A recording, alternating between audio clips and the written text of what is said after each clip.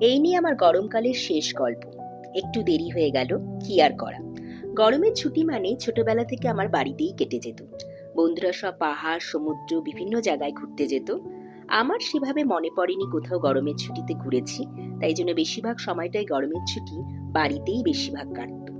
ছোটবেলায় দুপুর মানেই ছিল টিভিতে ছুটি ছুটি, ওটা দেখেই কেটে যেত সময়। এখন বড় হয়েছি, দুপুরের রুটিনও পাল্টেছে। এখন দুপুরটা আমার একদম নিজের। বাইরে কাঠফাটা রোদ, পাড়া নিঝুম, কোনো শব্দ নেই, শুধু ফ্যানের একঘেয়ে ঘড়ঘড়ে আওয়াজ। ওই সময়টায় আমি ডুব দিই বইয়ের পাতায়। যেগুলো পড়া হয়নি, জমে আছে, সেগুলো টেনে নিই। আর এখন তো ল্যাপটপ আছে, পছন্দের সিনেমা চালিয়ে দিই।